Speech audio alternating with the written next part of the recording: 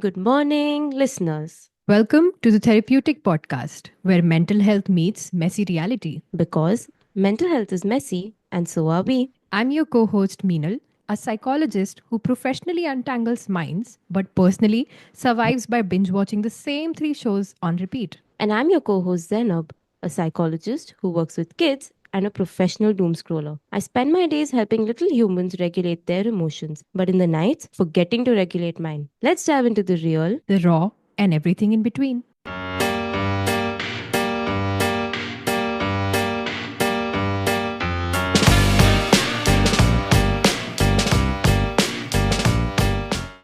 Hi, everybody. Welcome to another episode of our therapeutic podcast. Before we start today's episode, we have a little question for our listeners. So listen carefully and do think about what your answer is going to be.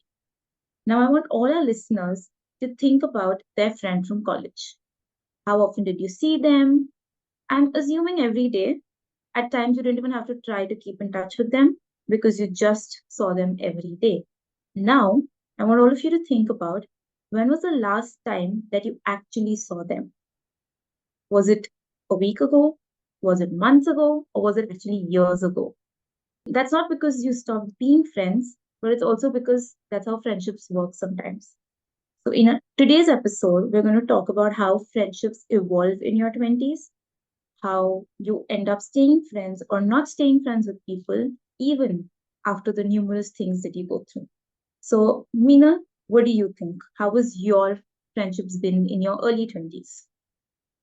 When you asked that question to our listeners, it just took me back to how college life used to be.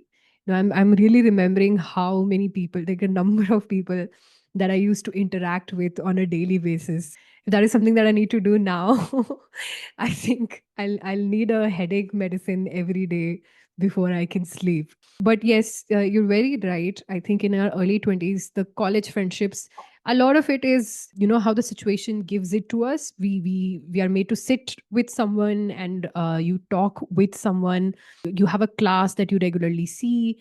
You have groups that you regularly meet with, and it's just very inevitable that the friendship will happen or that you'll be in touch with them.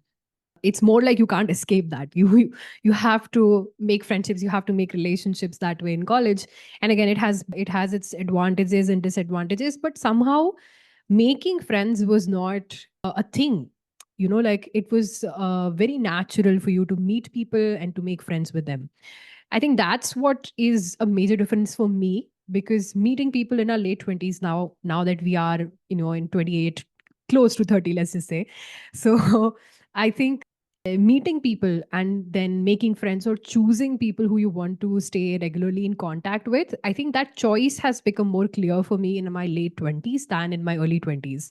In my early 20s, it was easy, it was natural, and it was, again, inevitable, as I said. And choosing was not something that you would give a lot of importance to. So everybody was your friend, everybody that you meet regularly, you would interact with them.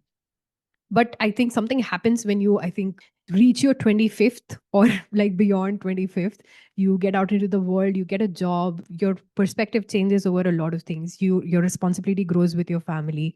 And at that time, as much as feasible it is to say that you lose touch with your friends, I think more than that, it is also choosing where you apply your energy at that time, because there are a lot of things that you're juggling. Everybody is juggling those things around you. And then I think it really depends upon your needs at that time. I don't want to say availability, because I think you need to make yourself available for people who you want to keep in your life. But yeah, I did enjoy the availability of people in our early 20s. Yeah. How was it for you? That's exactly how you described it. I was in touch with a lot of people. I think sometimes when you look back on your messages, at least, and you realize, oh, I used to text this person. When you think back, you think, "Arey, but that person's not my friend, but you were still in touch with them." So I think, like you said, that in the early 20s, you're friends with everybody. But what happens in your late 20s is that from that everybody, you choose who you really want to keep in touch with, especially after college. I mean, both of us discussed in college, at least, you end up talking to everybody for some or the Mm. other reason. I mean, you have different subjects, so you have different partners, you have group projects, and you have so many different things happening in college. So you have a lot of people around you and you're always in touch with them. But once college ends and there's obviously a distance where everybody goes their own ways, then who you choose to continue being friends with or who you choose to message every day or keep in touch with matters the most, which again is a decision that you slowly make once you're away from the madness of college. So today I think we can also talk a little about the psychology behind why this happens, because I'm sure this is a shared experience that everybody has gone through and everybody has probably thought of, but sometimes they don't really know why this happens. Yeah. Yeah. I feel like that relationship that friends share is very less talked about. I think the most of the time that you spend in your 20s, throughout your teenager and your early 20s, and sometimes a lot of in the late 20s also, a lot of that, the way your personality shapes, the way you think about the world, the way your perspectives are all very much affected by the friends that you make, the people that you surround yourself with. You probably remember in college we were taught the different stages of development, and one of the Right. stages of development was intimacy and isolation. This was given by Eric Erikson. I think our listeners, anybody who's interested in psychology might have heard this name. So intimacy versus isolation is basically, he described that stage as the 20s stage, where he said that the main goal of this stage, the developmental goal of this stage, is for people to realize their self-worth and also to realize, how many people can they get close to without actually losing themselves, which Wow. we see a lot of times in the early 20s. I mean, anybody that you speak to, they describe their early 20s as wild. We were wild in college. We tried everything because you had different sets of friends. So every set of friend brought a different value to the table, and we got to experience every values and then decide that okay, this is something that I would like to continue or have in my life, and this is something that I don't want to do anymore. Which I think I've noticed when I've spoken to multiple people, and that's what they say. Oh, I used to do this thing in college, but I don't think I want to do that anymore. I'm not that person anymore. I also feel that one of the reasons why we're so open to doing different things in colleges is because of what Eric Erickson said, that we're ready to explore, ready to figure out how much we can push our boundaries, how much we're willing to, I would say, inconvenience ourselves for the friends that we have, how much our bodies can take, how much our minds can take. And then later, when you're in your 25s and the later 20s, is when we decide that, okay, I haven't had enough. I'd rather choose this over that. The freshness of the friendships that we have at that time is very different, and compared to when we've known a person for quite a few years. I have friends who I've known for more than 10 years now, and so the quality of the friendship that we had in our early 20s and now also says the growth that both of us have had. The person that I knew back then is very different to the person that I know. There, some of them are married and some of them are doing such difficult jobs. Some of them I've seen achieve things that they used to talk about when we first met. So it's a very different view that you look at them at this stage of your life. And I think quality wise, yes, I agree, it definitely deepens more and more if you're able to survive that change that both of you go through in your entire 20s, which is drastic, I believe. Still being able to hold your hand through those changes is just very admirable. It's very important, I feel, especially because you're going through so many changes, not just with yourself, with your family, within your personal relationships. Intimacy takes a different form. हम कैसे वादे किया करते थे, या friends forever, and yeah, we're gonna be doing this, we're gonna take a trip together. Yeah. so So so many many trips are pending. Definitely. So many promises used to be made. And now what when I talk to my friends, it's more about if you're going through something, yeah, I'm here, I'm there, talk to me. I've definitely had dates with my friends where we've just sat and done nothing because we are so tired with every other thing that's going on in our life. So we are just coming together to rest with each other. So I think that kind of the shift in intimacy, the shift in the quality and the deepness of your relationship, I think that's very fascinating to see. I think, like you said, right, that friends holding your hand through all the difficult phases, especially when you have a friend that's been with you for years now, that transition, I think, is when we end up also losing a lot of friends. So, assuming that that is when you finally find a job and you move away to another city. I feel that is a very vulnerable period. There's so many new things happening in your life. You're trying to keep up with a lot of things, but at the same time, you're also trying to make sure that you don't lose touch with your friends. I think this is again a very personal opinion that during the transition period, your friendships are very vulnerable. True. I mean, you really have to fight to keep those friends in your life. And this is again from very personal experience that I'm saying. You have to end up fighting with those friends just to keep them in your life. Mm. I know you message me always, and I know I don't respond, but you need to understand, this everything's happening here. There's this time difference, there's this, there's that, but I'm married, but this is happening, and there's just so much happening. But I think just the act of you trying to hold on to that friendship, or you even fighting with that friend that you don't message me first, is sometimes enough to let you know that, listen, I love you, and that's why I'm fighting. That's why I'm having this fight with you, because I think you'll realize that with some friends, it's very organic. You just stop being in touch. I won't say stop being friends, but you just stop being in touch. There's no hard feelings. It's like a mutually unspoken thing. It's like this person stopped, I also stopped, and then that's it. There's no bad blood in some cases. In some cases, of course, there's somebody holding a grudge and you will never know about it because, again, you're not in touch. But with the friends that you do end up taking in your late 20s, it's a battle for sure. I agree so much. Like any other relationship, I'm so glad that we're discussing that friendships also take efforts.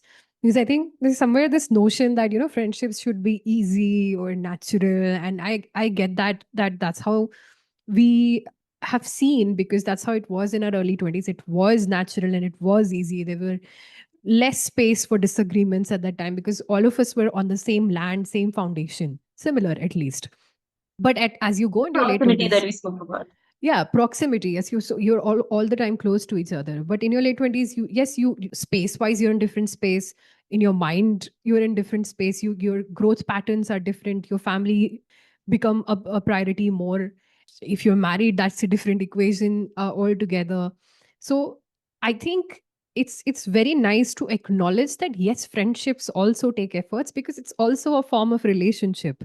So when you have these kind of differences and you still want to keep a person in your life, you have to go through the phase of disagreeing with someone, disappointing someone, and apologizing and moving on with it.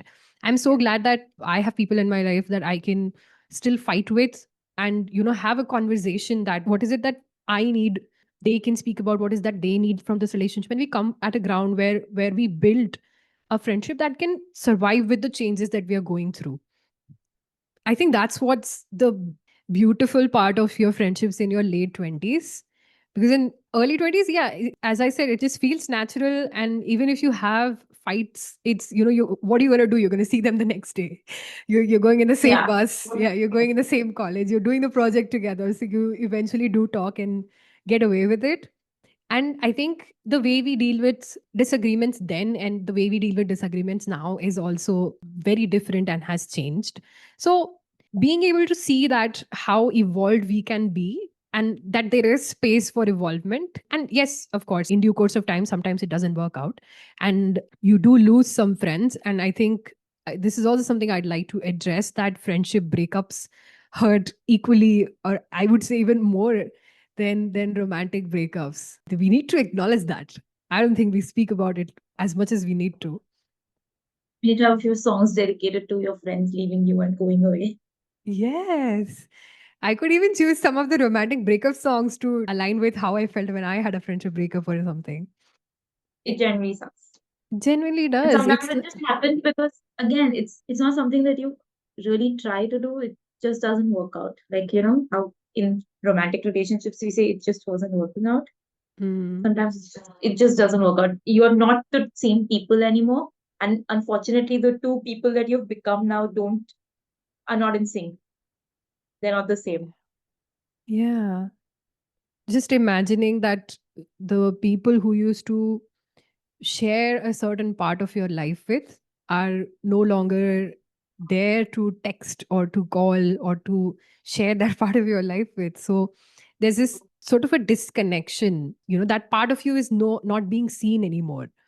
And I think that's just very sad. I think there needs to be a grief period. There needs to be given a time when you go through a friendship breakup. Maybe it was inevitable, maybe it was a bad or a sad thing, but it takes a lot of energy to go through that sadness. I think there are also two kinds of friendship breakups. One where you actually have a fallout and you decide not to be friends anymore. And the other is where there's distance between the two of you. And you really don't want that distance to be there. You have tried many times, the other person has also tried, but it just doesn't work out. So, yeah, at least for me, it feels like there's always this part of me that misses that person, that sometimes that holds a grudge also against that person. Listen, you didn't try enough. Like, how dare you call this other person your best friend when you don't have time for me, but you have somebody else to call your best friend now? What do you mean? So, Yes. I think that also hurts more because, again, like any relationship, closure is important. So if it's a fallout, you know it's a fallout. I mean, you were a bitch, I was a bitch, we're done with it. But if there isn't any closure, so you don't know why the friendship ended, but it's just not the same anymore, which sucks big time. I don't think there's a proper word to describe that feeling. Yeah, sucks does it. Yeah, It sucks. covers In caps. everything. I think I've discovered how much I value friendships in the last few years. The way we've seen each other evolve through phases, through different phases of life. Now, if I imagine that, what would have I done if, when I decided to, let's say, start my own practice, and those friends weren't there when there was like a dip phase, and I needed someone to really just tell me ki, it's okay, it takes time.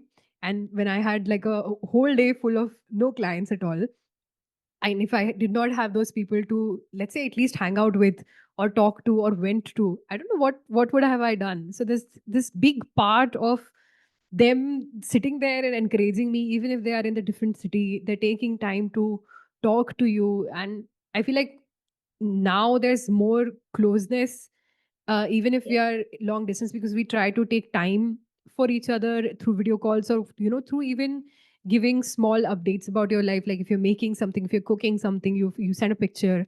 And any new thing that they pick up, the corner of the street that they are walking on, and they like something and they send it to you, it's just so sweet.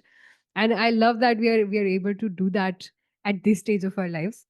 I think absence or presence of a person in a form of friendship does very similar things for you. that's for sure. And also, I think the way friends also show up in your 20s differs, like the transition period or the late 20s. I mean, sadly, friends also show up when there's death in the family. Mm. I mean, for me, I've had so many friends just showing up when there was a death in the family. I remember somebody had passed away, and I ended up spending an entire night in that friend's house. Mm. Like, I could not, so I had to be with that friend the entire night, and that friend was just there for me. The friend was busy with something else, left all of that, came to me and told me, "Acha, chalo, come home, come sleep." And I was just sleeping there, woke up in the morning, got ready, and then left again. So these things really matter. How, again, I think, again, what, like you said, in your late 20s, it becomes very intentional who True. you're trying to be friends with. It's very, very intentional. I think there was a communication scholar in the name of Jeffrey Hall who said that it takes around 200 hours of time together to actually form a close friendship. Wow. And like we've discussed, that in the early 20s, that's not a problem. You are with them the entire day. But what happens in your late 20s is that it becomes very intentional, where you Mm. choose to spend time, you choose to be there for that person. And like you said, you just meet and you don't do anything. You're just sitting. But that is also you spending hours with that person just to form a close friendship. It is work. Like any relationship, friendship needs lots of work. And at least in your late 20s, it does. Because, at least from my experience, I see my friends that now have children. You see, life changes with kids around. But for them to even Definitely. make time for their friends is an effort, because that is again something that you're doing for yourself, I think. You even going and hanging out with your friends is again sometimes can be a very selfish reason, because you want to feel like yourself again, so you go look for your friends. I think the first thing you do is you go look for your friends. Wow, that's such a beautiful thing to know. To find yourself, you seek your friends. And you end up talking about this. I mean, I meet my school friends and we are always discussing these set 5 topics. Always. There's nothing beyond it that we talk about. We're talking about the same things. We're always making fun of what happened in high school. Oh, you did this. Oh, you cried now. Oh, you used to do this. And it's the same topic over and over again. But it just sometimes just feels like, okay, I'm myself now. Like you remember your roots when you meet your friends. In your late 20s, if you haven't spent the 200 hours and they're not your close friend, they might not see all of these, know all of these aspects of your life. I don't know if you remember, Meenal, but the two of us had a discussion before. This was again when we were studying together. And I remember telling you that, listen, Meenal, being with friends is like, I have to tell you everything now.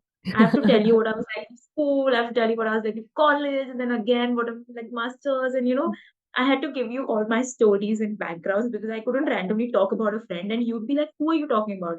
So I had to give you an entire story. Okay, listen, this is who I'm talking about. So again, like Wow. when you friends in your late 20s, it's like talking to somebody for a rishta. You have to give them a background. You have to tell Yes. them, listen, I was like this before, now I'm like this. It's a process. It's a whole process. It's a journey, and such a good thing that you actually want them to know the versions that you have been Yeah. and what made you now the version that you are. And I can say that because I think in the past 3 years, I think every year I've made one new friend. And I don't know, I mean, look, this is not a brag, but this is just something that happened sort of. I met them in a group trip that I went to. One was in a group, like a course that I took. And the third was a colleague who turned into a friend. So I think, yes, you meet people in very different settings. You randomly like sort of drop things. Like I make efforts to, oh, you remember this song or something related to Bollywood that I know that I used to like. And I just want to know what they used to think of it in that period of time. And so there's so much that you're curious about and you want to know and you want them to know. Initially, there's a lot that you want to talk about away from the things that made you meet.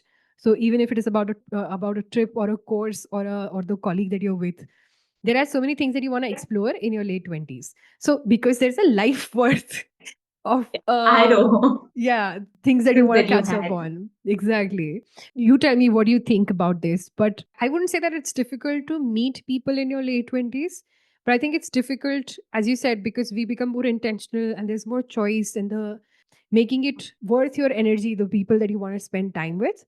You do meet people, but who you choose to be friends with can be a little difficult. Yeah. But I think it's still possible. And I'm saying that because it happened for me. But what do you think? Not to brag, but I have made zero friends up to my 20s.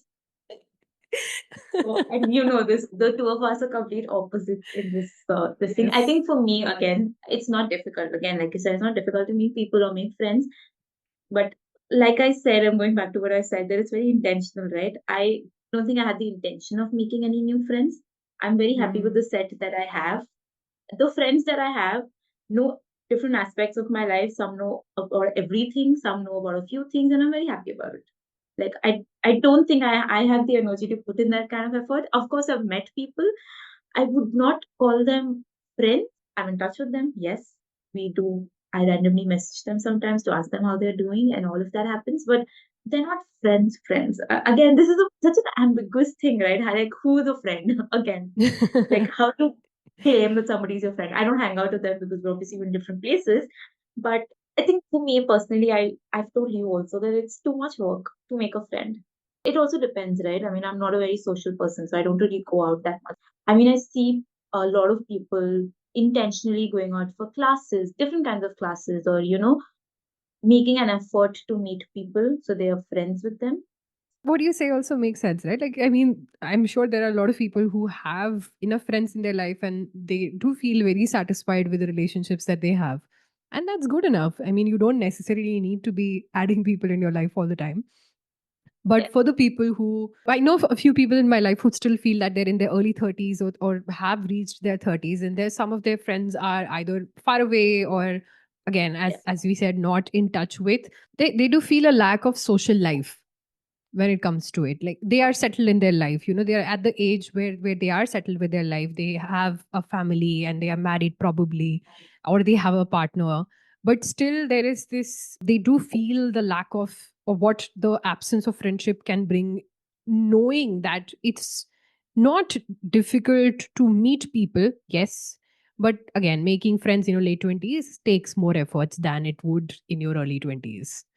And I think from what you just said, it makes me realize I'm probably giving two different statements. But I did say I don't need any friends. But now that I've, like you mentioned, I've moved to a completely new place, right? And there are times when I miss having friends. And yes, I have had long rants about spoken to a potential friend, and I've had a long rant letting that friend know that it is so difficult to make friends. So yes, it really matters, especially when at least you feel like you're settled in life in terms of family, in terms of career. That is when you feel like, okay, now what about friends? It also makes me, at least because I've experienced this, I'm saying this, that once you've settled in life, it might feel like, oh, you can't be lonely anymore. But then friendship loneliness is a real thing, Oh, it especially definitely when it's like, is. oh, you see people hanging out, you see stories, and you're like, but I don't have any friends to hang out with.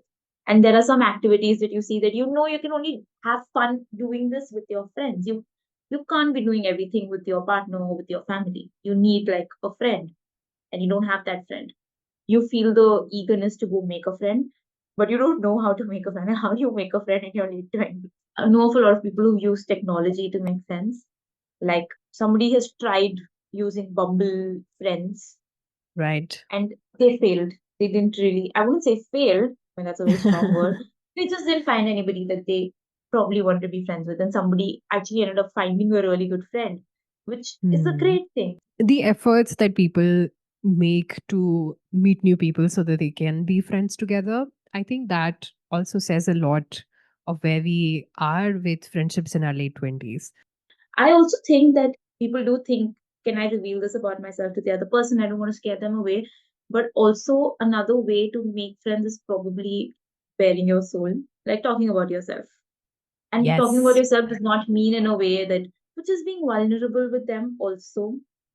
And that's why I think office friendships work, Mhm.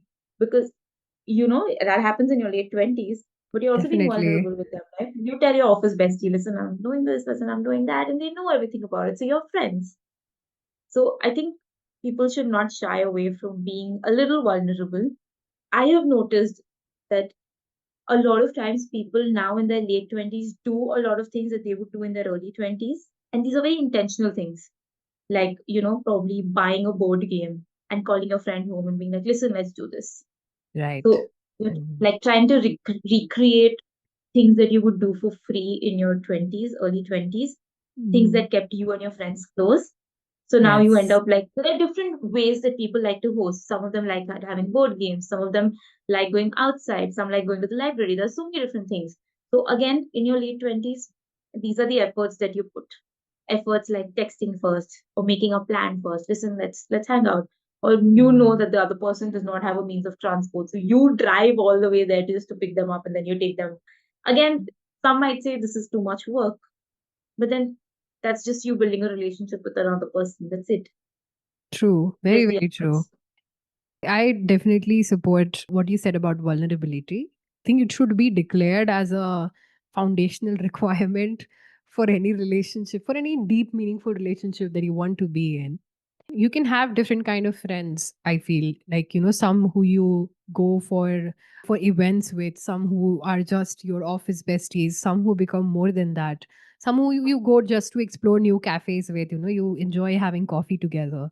And there are some who you genuinely share the way you're feeling about what's happening in your family, or every new update that you want to give to them. Yes, you do end up making friends probably in different phases.